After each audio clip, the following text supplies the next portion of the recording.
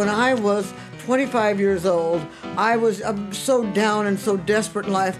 And so he said, put your love into Jesus and he'll change your life. So I went home and I started reading the Bible and put my love into Jesus, and God made me wonderfully happy.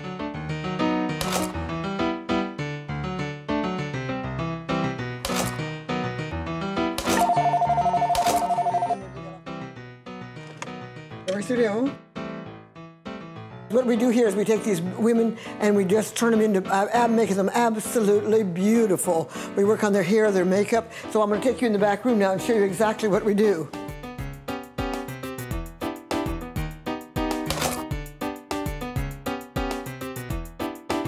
I won't even put too much red around the bottom. You want just very simple, straight lines with a... We take the Bible and take true sexuality and then we project it in our pictures. See, we take them back to the garden, honey. We take them back to the garden and we tell them how Eve desired the man. And that's what's exciting. Don't move the hip, these might fall off, we move. Come on, honey, get hot, big smile. Ooh, don't move, don't move. There it is. There it is, there it is, there it is. Turn around, turn around, turn around. Over the shoulder, over the shoulder. Ooh. Oh, that's hot. And I teach that the woman should be after the man and cut up and lure him on and look at him and say, oh, honey, you are so hot and I desire you. See, that's what I'm working on right here. Now we're right here, we're here with all the props where we have all the feathers, all the wraparounds that we use. And over here's all the jewelry that we use, have all kinds of jewelry. Anyways, let me see, all kinds of jewelry. And when I get these women up in the front of the camera, I want them to look hot and like they really desire him. And that's what turns these men on when they see these pictures. See, we mix up sexuality and spirituality. Most people nowadays, until they have really got themselves connected up with God, they have no idea what sex is all about. And that's where the ultimate sexual trip is, when you have Christ, the Son of God, inside of you, and then you have sex with somebody else that has Christ, the Son of God, in them. And then it's the most powerful thing you ever could imagine. You get high for hours afterward. Now over the shoulder. Talk about your personal sexual preferences then. Oh, naturally hot young men, honey. Especially those that have been in prison a while. And honey, I have a lot to give. She needs you.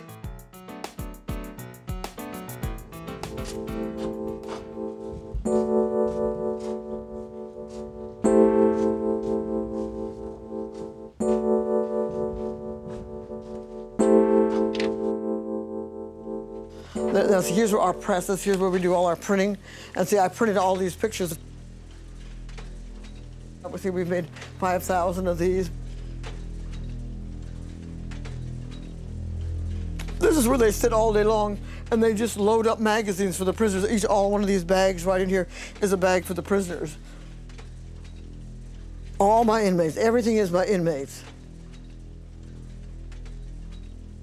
And my first experience was I was looking for artists. I was visiting the prison. They said I would meet Ramon Salcedo on death row, and he would help me with the artwork. So that's how I started being introduced to the artists, some of the artists on death row. Giving these people help through our magazine, through the testimonies of how the other prisoners have found Christ and they're heaven bound.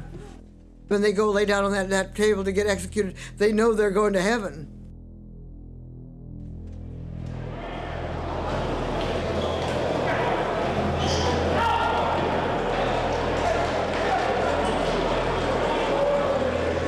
Being up there in prison on death row and in the main lines, I've met many murderers, and it doesn't faze me a bit.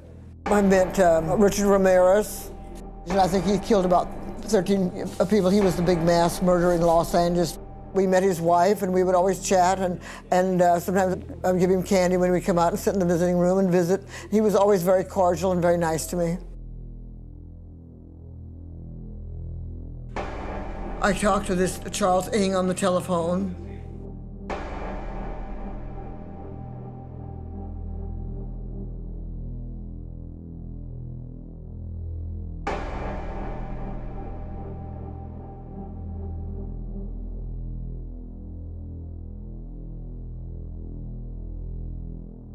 So I finally found this one that is top-notch called Alfredo Valdez, and he's the one that does all our artwork. And then we started this magazine. This is Alfredo Valdez.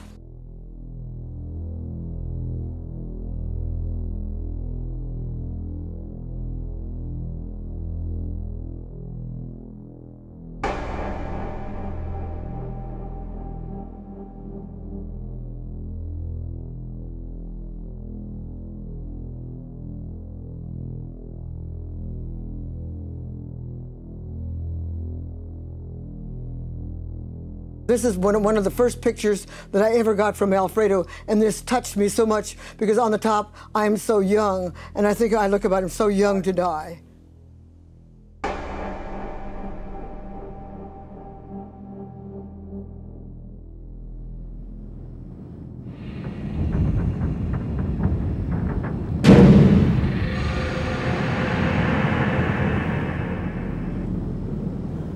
You see, this is death row.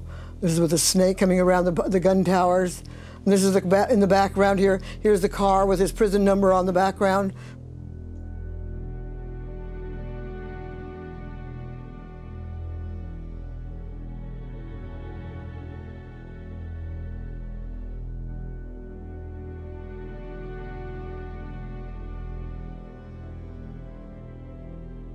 This is the pile of letters we get.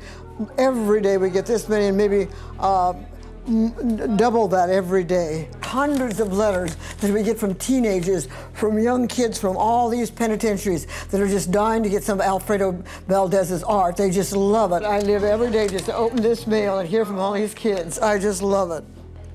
If I didn't have all this mail to open up every day, it would be terrible. Salinas, California is a jail there. Chino, Corona, that's another big prison. Folsom, California, Texas. My name is Angela Ramirez. I'm an inmate here in Stiles Unit, Beaumont, Texas. I was wondering if you could please send me some artwork by Alfredo Valdez, who is on death row. I love all your art. I love everything about it. It inspires everybody. And the kids, I pass it out to the kids all over, and they just love it.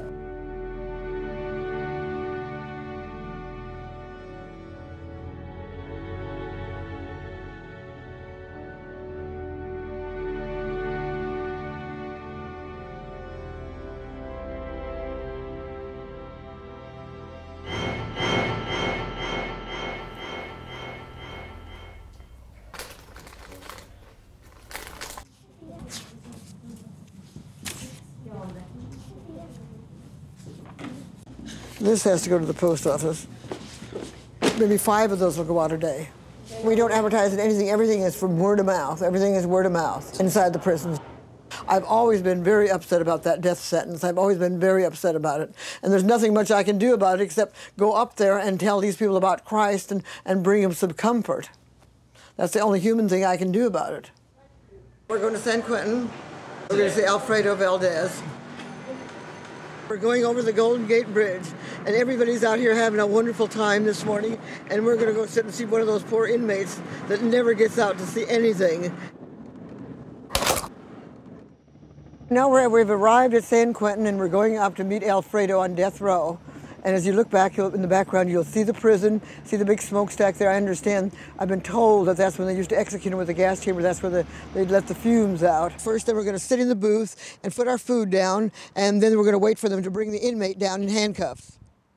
That really made me feel very nervous. But after the years of coming here, I sort of forget about all that and just think about the happiness and the cheer that I can bring him. Then I'll give Alfredo a big kiss and make him feel real loved and real welcome.